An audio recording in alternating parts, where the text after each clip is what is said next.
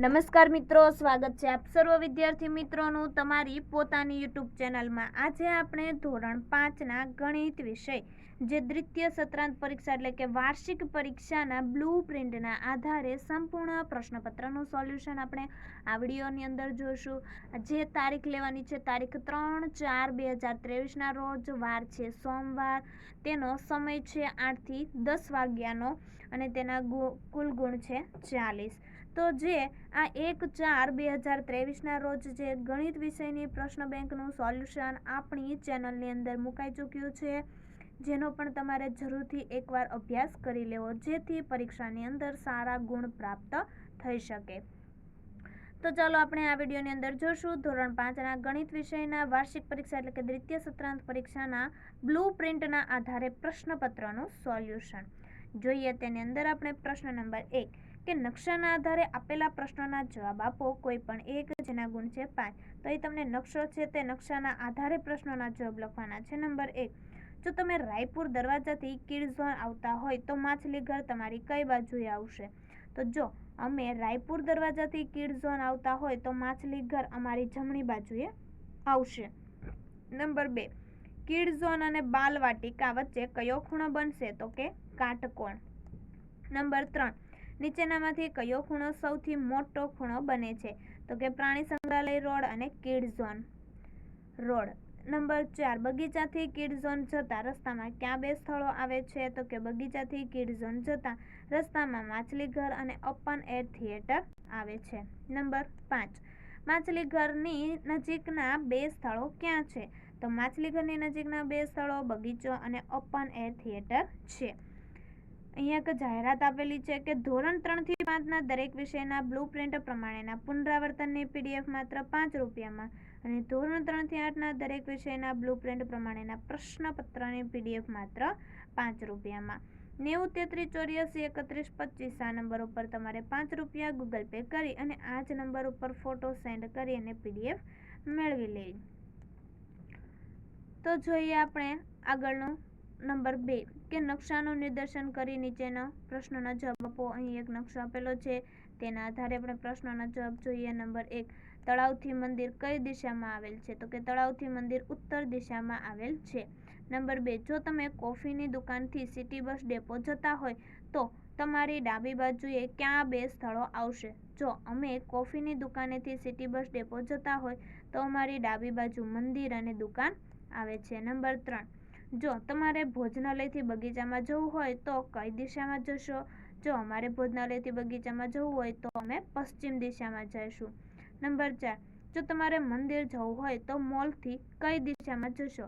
જો અમારે મંદિર જવું હોય તો મોલથી ઉત્તર દિશામાં જઈશું। નંબર 5, મંદિરથી પૂર્વ દિશામાં ક્યાં સ્થળો આવેલા છે? તો કે મંદિરથી પૂર્વ દિશામાં દુકાન અને સિટી બસ ડેપો આવેલા છે। નંબર 3, એક રમત સંકુલનો નકશો આપેલ છે, તેના આધારે જવાબ આપો। તો જોઈએ તેના આધારે જવાબ। નંબર 1, સ્વિમિંગ પુલની દક્ષિણ દિશામાં બરાબર સામે શેનું મેદાન આવેલું છે?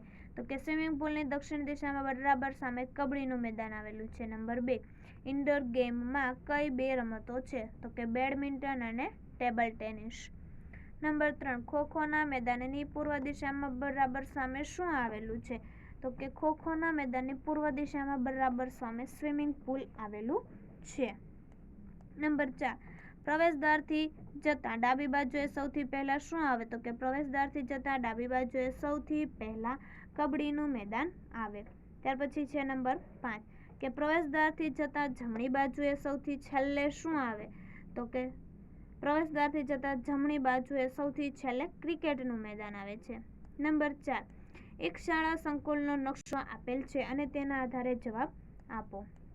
તો જોઈએ તેના આધારે જવાબ જોઈએ। નંબર 1, શાળા સંકુલમાં પ્રવેશ લેતા સૌથી પહેલા જમણી બાજુએ શું આવેલું છે? તો કે શાળા સંકુલમાં પ્રવેશ લેતા સૌથી પહેલા જમણી બાજુએ વહીવટ વિભાગ આવેલો છે। નંબર 2, શાળા સંકુલમાં પ્રવેશ લેતા સૌથી પહેલા ડાબી બાજુએ શું આવેલું છે? તો કે શાળા સંકુલમાં પ્રવેશ લેતા સૌથી પહેલા ડાબી બાજુએ પ્રયોગશાળા આવેલી છે। નંબર 3, પ્રયોગશાળામાં પ્રવેશ માટે ક્યાંથી જવું પડે? તો પ્રયોગશાળામાં પ્રવેશ માટે માધ્યમિક વિભાગથી જવું પડે। નંબર 4, પ્રવેશદ્વારથી સૌથી છેલ્લે જમણી બાજુએ શું આવેલું છે? પ્રવેશદ્વારથી સૌથી છેલ્લે જમણી બાજુએ પાર્કિંગ આવેલું છે. નંબર 5, રમતના મેદાનમાં પ્રવેશ ક્યાંથી લઈ શકાય? તો રમતના મેદાનમાં પ્રવેશ બગીચામાંથી લઈ શકાય. ત્યાર પછી આપણે જોઈએ 5 નંબર જે નકશો આપેલો છે તેના પ્રશ્નો. નંબર 1, ગાંધી રોડ અને રાજપથ વચ્ચે કયો ખૂણો બને છે? કાટકોણ. નંબર 2, કબીર રોડ ક્યાં રોડની સૌથી નજીક છે? તો કે જમશેદજી રોડ. નંબર 3, ગાંધી રોડથી માધાપર રોડ જતા પૂર્વ બાજુ ક્યાં ક્યાં રોડ આવેલા છે? તો કે રાજપથ, એસપી રોડ અને MK રોડ. નંબર 4, નીચેના પૈકી કયા રોડ વચ્ચે સૌથી મોટો ખૂણો બને છે? MK રોડ અને ગાંધી રોડ વચ્ચે. નંબર 5, જમશેદજી રોડથી રાજપથ જતા ઉત્તર દિશા બાજુ ક્યાં ક્યાં રોડ આવેલ છે? ગાંધી રોડ અને SP રોડ. ત્યાર પછી જોઈએ આગળ પ્રશ્ન નંબર 2 કે માગ્યા મુજબ કરો જેના ગુણ છે 4. A, ઘરની રૂપરેખા દર્શાવતા નકશા પરથી ઘરના વાસ્તવિક ચિત્ર પર બારી બારણા બનાવો. જે તમે અહીં જોઈ શકો છો, બારી બારણા તમને દોરી અને બતાવેલ છે. ત્યાર પછી B, એમાં આપેલ ખોખા સાથે બીમાં આપેલ બંધ બેસતી નેટનો ક્રમ જોડો. જે તમે અહીં તમને જોડી અને બતાવેલો છે, જોડકા ટાઈપ, જે તમે અહીં જોઈ શકો છો. ત્યાર પછી નીચે પણ આ રીતના જોડી અને બતાવેલ છે. ત્યાર પછી છે પ્રશ્ન 3, ખાલી જગ્યા પૂરો અને જોડકા જોડો જેના ગુણ છે 6. નંબર 1, 0.9 સેમી એટલે ખાલી જગ્યા મીમી, તો કે 9. નંબર 2, 2 સેમી 9 મીમી તો બરાબર ખાલી જગ્યા સેમી 2.9 સેમી. નંબર 3, 5 સેમી 5 મીમી બરાબર ખાલી જગ્યા 5.5 સેમી. નંબર 4, 6 મીમી બરાબર ખાલી જગ્યા સેન્ટીમીટર 6/10. નંબર 5, 1 સેન્ટીમીટર 5/10મો ભાગ એટલે ખાલી જગ્યા મીમી તો 5. ત્યાર પછી અહીં જોડકું આપેલું છે કોલમ A અને કોલમ B.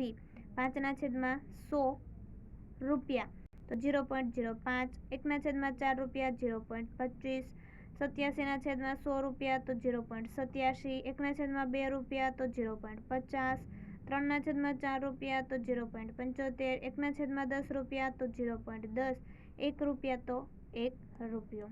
જોઈએ પછી આગળ તો 1 સેમીનો 8/10મો ભાગ એટલે કેટલા મીમી થાય? તો કે 8 મીમી.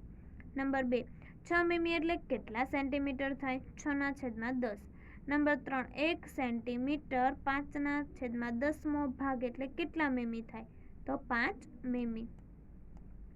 પ્રશ્ન 4A, દાખલા ગણો કોઈ પણ 2 જેના ગુણ છે 4. જોઈએ નંબર 1, ચોરસ ટેબલની ફરતે ધારની કુલ લંબાઈ 30 મીટર હોય તો ચોરસની એક ધારની લંબાઈ કેટલી થાય? તો ચોરસની પરિમિતિ બરાબર 4 ગુણ્યા લંબાઈ. તો ચોરસની પરિમિતિ 30 આપેલી છે, 4/4 અને લંબાઈની લંબાઈ. તો 4 એ ગુણાકારમાં છે, સામે બરાબરની જાય, બરાબરની સામેની બાજુ જાય તો ભાગાકારમાં. 30/4 બરાબર લંબાઈ, તો લંબાઈ બરાબર 7.5 મીટર. નંબર 2, એક ચોરસ મેદાનની ફરતે કરેલી વાડની લંબાઈ 240 મીટર છે તો મેદાનની લંબાઈ જણાવો. ચોરસ મેદાનની ફરતે કરેલી વાડની લંબાઈ 240 મીટર તો ચોરસ મેદાનની ફરતે કરેલી વાડની લંબાઈ બરાબર 4 ગુણ્યા લંબાઈ. તો તમને પરિમિતિ આપેલી છે 240 બરાબર 4/4 અને લંબાઈ 4 અહીં ગુણાકારમાં છે, બરાબરની સામે જશે તો ભાગાકારમાં 240/4 બરાબર લંબાઈ, તો લંબાઈ બરાબર આપણને મળશે 60 મીટર. નંબર 3, 22 સેમી લાંબી દોરીને લંબચોરસ આકારમાં ગોઠવતા બનતા લંબચોરસની લંબાઈ 11 સેમી હોય તો તેની પહોળાઈ કેટલી થાય? લંબાઈ બરાબર 11 સેમી, પહોળાઈ બરાબર કેટલી? તો પરિમિતિ બરાબર લંબાઈ ગુણ્યા પહોળાઈ. પરિમિતિ 22, લંબાઈ 11 અને પહોળાઈ આપણે શોધવાની છે. તો અહીં 11 ગુણાકારમાં છે, બરાબરની સામે જશે તો ભાગાકારમાં, તો 22/11 બરાબર પહોળાઈ. તો 22 ને છેકીને 11 દુ 22 લખીશું, 11 ઉડી જશે તો પહોળાઈ બરાબર આપણને મળશે 2 સેમી. નંબર 4, લંબચોરસ પ્લોટની લંબાઈ 25 મીટર અને પહોળાઈ 20 મીટર છે તો તેનું ક્ષેત્રફળ અને પરિમિતિ શોધો. તો લંબચોરસનું ક્ષેત્રફળ બરાબર લંબાઈ ગુણ્યા પહોળાઈ. લંબાઈ 25 ગુણ્યા પહોળાઈ 20, તો 25 ગુણ્યા 20 એટલે કે 500 ચોરસ મીટર ક્ષેત્રફળ મળ્યું. ચાલો ત્યાર પછી લંબચોરસ પ્લોટની પરિમિતિ જોઈએ તો 2 કૌંસમાં લંબાઈ વત્તા પહોળાઈ. લંબાઈ આપણને 25, પહોળાઈ 20, તો 25 વત્તા 20 એટલે 45, 45 ગુણ્યા 2 એટલે કે 90 મીટર. નંબર 5, એક ચોરસનું ક્ષેત્રફળ 225 સેમી સ્ક્વેર છે તો તેની પરિમિતિ કેટલી થાય? તો ચોરસનું ક્ષેત્રફળ બરાબર લંબાઈ ગુણ્યા લંબાઈ. ચોરસનું ક્ષેત્રફળ 225 આપેલો છે અને લંબાઈનો સ્ક્વેર એટલે કે L નો સ્ક્વેર. ચાલો 225 ના આપણે અડધા એટલે કે 15 ગુણ્યા 15 બરાબર L ગુણ્યા L. તો L બરાબર આપણને મળી જશે 15 ચોરસ સેમી. તો ચાલો ચોરસની પરિમિતિ બરાબર 4 લંબાઈ. તો 4 ના 4 અને લંબાઈ બરાબર આપણે મળી જશે 15. તો 15 એટલે કે 4 ગુણ્યા 15 એટલે કે 60 સેમી. નંબર 6. એક લંબચોરસ મોટી પ્લોટમાં 4 સેમી લંબાઈ 3 સેમી પહોળાઈ ધરાવતા 60 બિસ્કિટ સમાય છે તો તે પ્લોટનું ક્ષેત્રફળ જણાવો. તો બિસ્કિટનું ક્ષેત્રફળ બરાબર લંબાઈ ગુણ્યા પહોળાઈ. લંબાઈ 4 અને પહોળાઈ 3. 4 તેરી ને 12 તો 12 ચોરસ સેમી. લંબચોરસની મોટી પ્લેટનું ક્ષેત્રફળ લંબાઈ ગુણ્યા પહોળાઈ. લંબાઈ આપણને 60 અને પહોળાઈ 12 તો 60 ગુણ્યા 12 એટલે કે 720 ચોરસ સેમી. ત્યાર પછી એક જાહેરાત આપેલી છે કે ધોરણ 3 થી 5 ના દરેક વિષયના બ્લુપ્રિન્ટ પ્રમાણેના પુનરાવર્તનની PDF માત્ર 5 રૂપિયામાં અને ધોરણ 3 થી 8 ના દરેક વિષયના બ્લુપ્રિન્ટ પ્રમાણેના પ્રશ્નપત્રની PDF માત્ર 5 રૂપિયામાં. 90 33 84 31 25 આ નંબર ઉપર 5 રૂપિયા ગૂગલ પે કરી અને આ જ નંબર ઉપર ફોટો સેન્ડ કરી અને PDF મેળવી લેવી. અને અહીં ક્લિક કરવાથી તમે વોટ્સઅપના ગ્રુપની અંદર પણ જોડાઈ શકશો. ત્યાર પછી પ્રશ્ન 4B. દાખલા ગણો. કોઈ પણ બે જેના ગુણ છે 6. નંબર 1.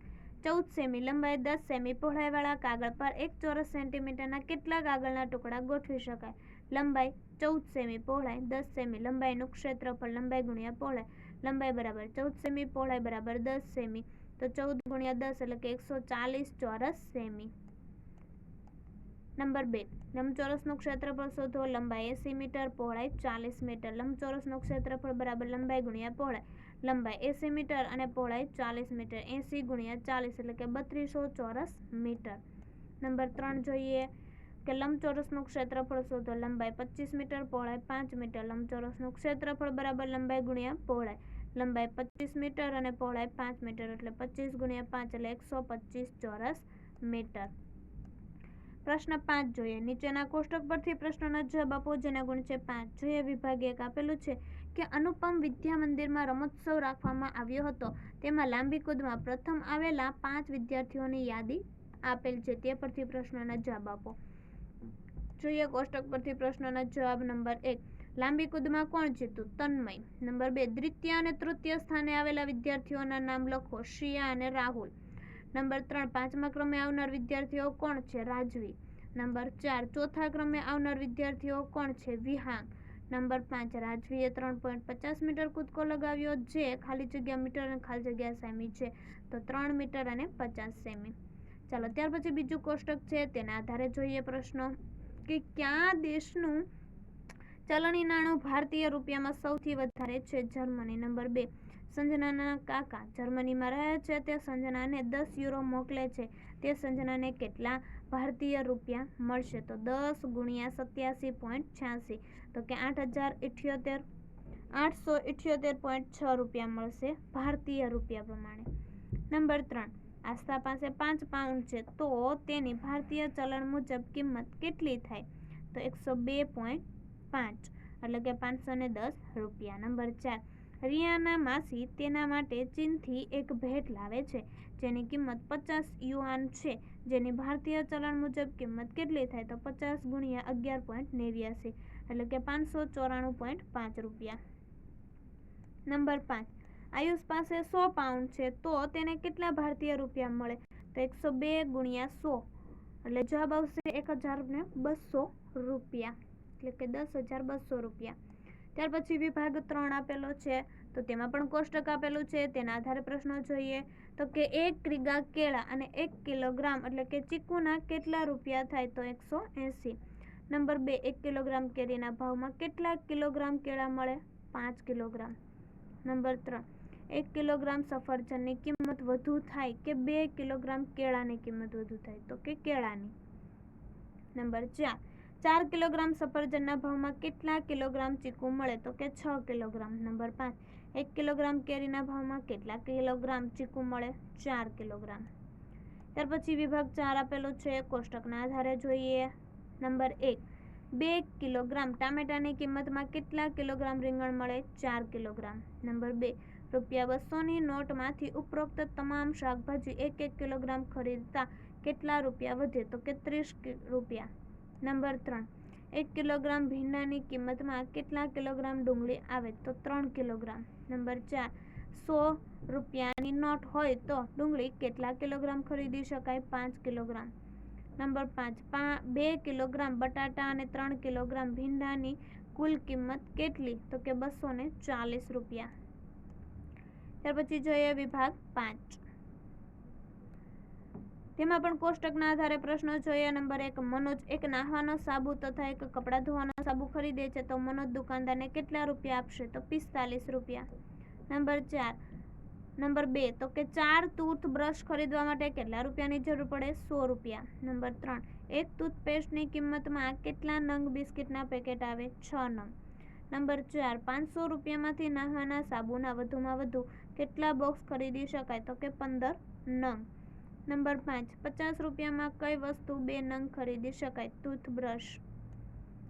ચાલો ત્યાર પછી 6 નંબરનું જોઈએ તો કે અમદાવાદ, જામનગર અને ભુજ શહેરના જુદા જુદા દિવસે લીધેલા તાપમાનના આલેખ પરથી નીચેના પ્રશ્નોના જવાબ આપો. જોઈએ આપણે. નંબર 1, 15મી ડિસેમ્બરે કયું શહેર સૌથી વધુ ઠંડુ છે? ભુજ. નંબર 2, 15મી મેના રોજ કયું શહેર સૌથી વધુ ગરમ છે? ભુજ.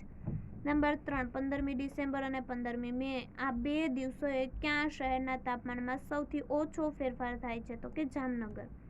નંબર 7, ગુજરાત રાજ્યમાં વર્ષ અનુસાર સિંહની વસ્તી કોષ્ટકમાં દર્શાવેલ છે. જોઈએ કોષ્ટક પ્રમાણે પ્રશ્નો.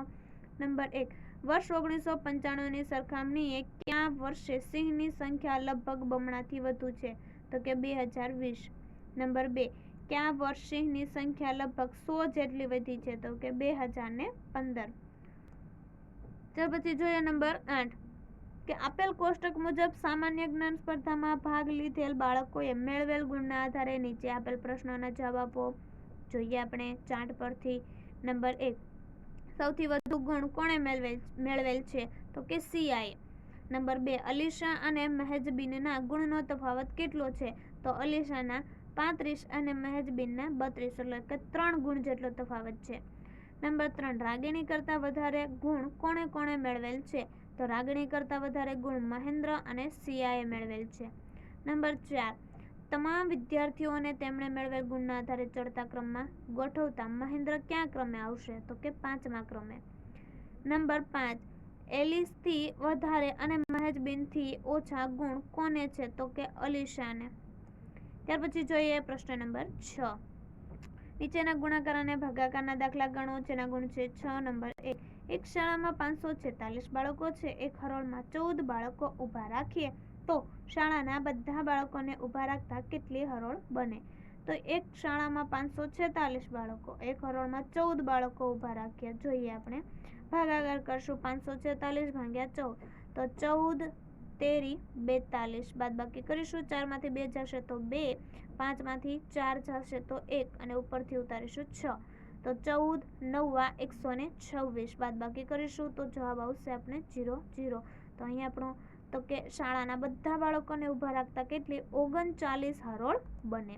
ત્યાર પછી છે નંબર 2 કે એક લંચ બોક્સની કિંમત 38 રૂપિયા છે. શાળાના 27 બાળકોને લંચ બોક્સ આપવા હોય તો કેટલા રૂપિયાની જરૂર પડે?